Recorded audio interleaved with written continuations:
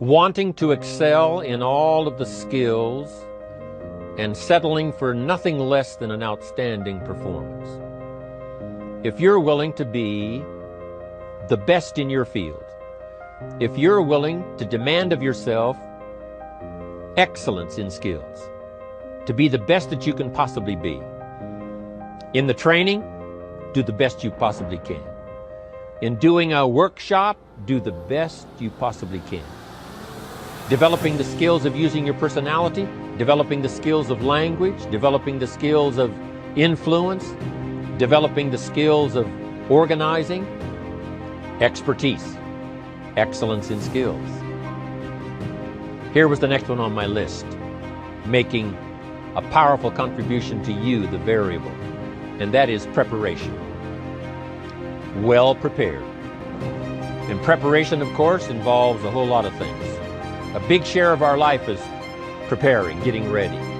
When we go to the first grade in school, we're just preparing for the second grade. After we've finished 2 grades, the 2 grades prepare us for number 3.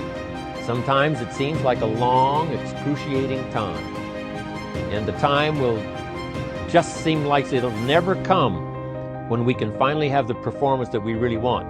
But it takes time to prepare, it takes time to get ready.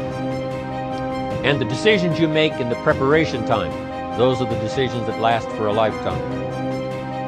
Preparing to have a good day. It's that preparing, maybe the night before, maybe the couple of days before the day that you're going to put everything together. The preparation for a meeting means that you've taken it serious.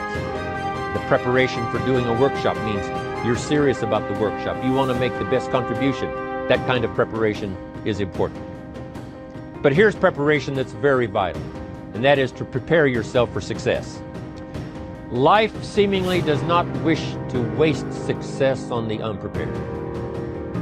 Life says, why waste a fortune on this person? They're not prepared to do the right things with it. They're not prepared to use it wisely. If a fortune was bestowed upon this unprepared person, it would probably be wasted. The people that could have been touched won't be touched. What could have been done won't be done because this fortune will have been wasted on the unprepared person. So not only look for fortune, not only look for the promise, but prepare yourself and ask of yourself, what can I do to make myself ready? Because remember, life was designed not to give us what we want, not to give us what we need, but life was designed to give us what we deserve. Every value in life must be paid for, and those that pay are the ones that get it. It says those that give receive. And here's what I wrote about enthusiasm. Enthusiasm that's powerful is mostly enthusiasm that is enthusiasm inside, 90%, 10% outside. We all know what the enthusiasm is like when somebody lets us see their enthusiasm, which is like the 90%, and only 10% of it is inside. But the enthusiasm that really affects people is not just being loud, but the enthusiasm that runs deep, the enthusiasm that comes from deep inside, created by self-confidence, created by purpose, created by genuine willingness to help other people. That kind of enthusiasm, knowing that you're going to get the job done, knowing you're going to affect people, knowing you're going to have testimonials flowing in from all kinds of directions. That kind of enthusiasm. A lot of it is quiet. A lot of it is unheard. And the 10% that's heard, it rings a bell. People call it genuine enthusiasm because they know that what you say in the outward display of your enthusiasm is only a small tip of the iceberg of the enthusiasm you feel inside that really motivates you to do the best job you can. Now, there are 2 major benefits of positive reinforcement. Number 1, positive reinforcement builds good habits.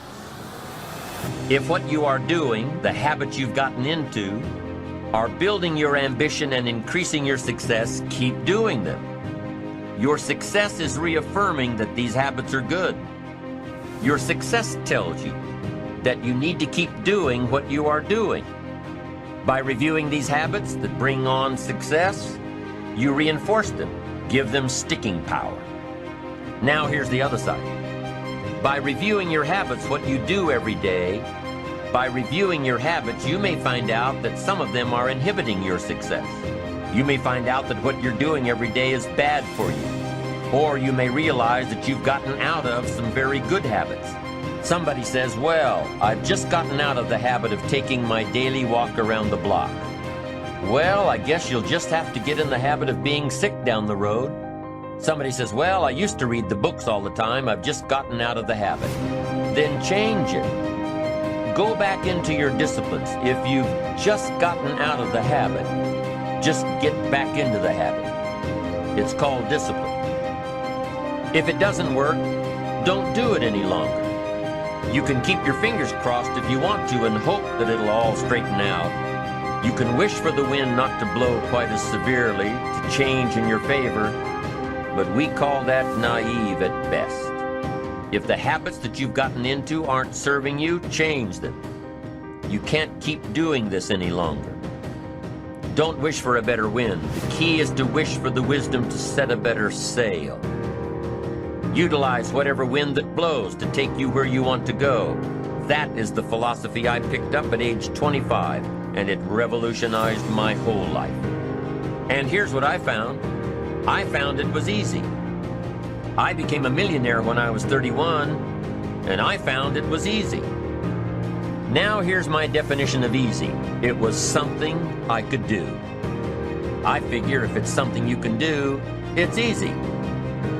But here's a little parenthesis.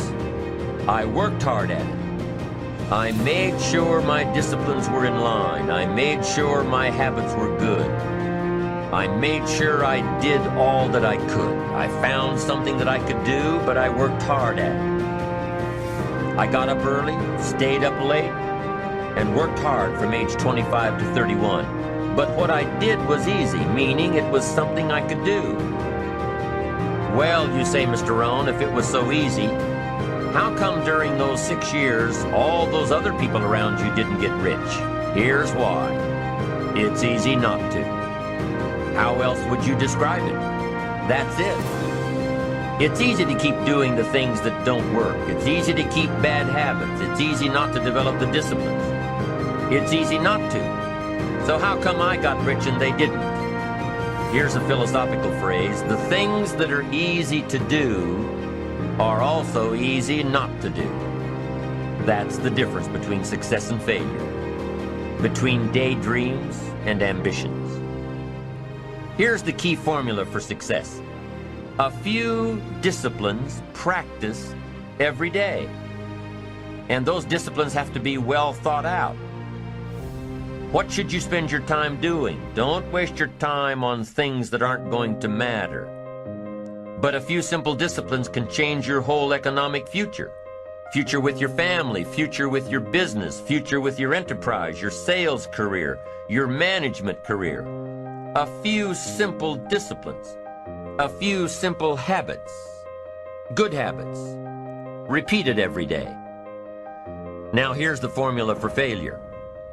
Errors in judgment, repeated every day.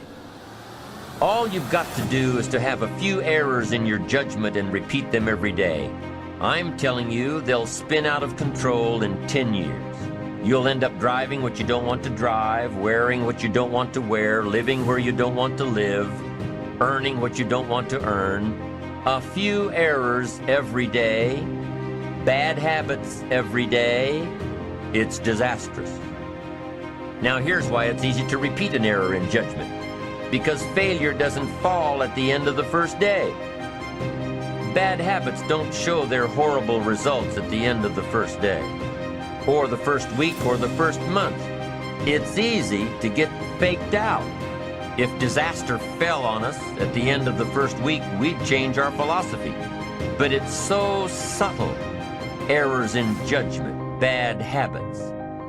They're so subtle, they get you a little off course, a little off course, a little off course. You keep drifting off course, and all of a sudden you're caught. So you've got the choice right now of one of two easies. Easy to do or easy not to do. I can give you in one sentence how I got rich by the time I was 31. I did not neglect to do the easy things I could do for 6 years. I did not neglect. That's the key. I found something easy I could do that led to fortune, and I did not neglect to do it. The major reason for not having more of what you want in America, more health, more money, more power, more influence, more everything, the major reason is simple neglect. Neglect. And if you don't take care of neglect, it becomes an infection, and then it becomes a disease. So if you're in the habit of not doing it, doing all it takes to get ahead, get in the habit of doing it. Doing all it takes. That's the first benefit of positive reinforcement, building good habits. Now, the second benefit of positive reinforcement is that it creates the energy to fuel additional achievement. It gives you the drive to do more, to not only keep on doing what's right, but to do more of what's right. The disciplines that will help you grow and get ahead of it all. The knowledge that what you're doing is paying off creates more energy to keep going. How easy is it to get up in the morning when you know you're not doing all that it takes? It's not very easy at all. You can just lay there awake thinking, oh, what's a few more minutes in bed? It won't matter much anyway. Wrong. It does matter. It will matter.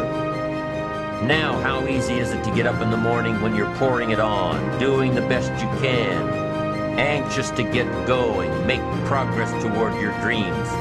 It's a whole different story. When you're resting to renew your reserves, it's much different than resting to avoid your day. When you're psyched up and excited for your life, when you're excited for what you've planned to accomplish for the day, it's amazing you'll wake up before the alarm clock even tries to startle you awake. Your successes fuel your ambition. Your successes give you extra energy. Your successes pave the way for more successes.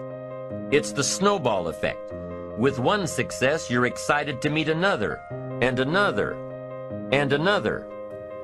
And pretty soon, the disciplines that were so difficult in the beginning, the disciplines that got you going, are now part of your philosophy.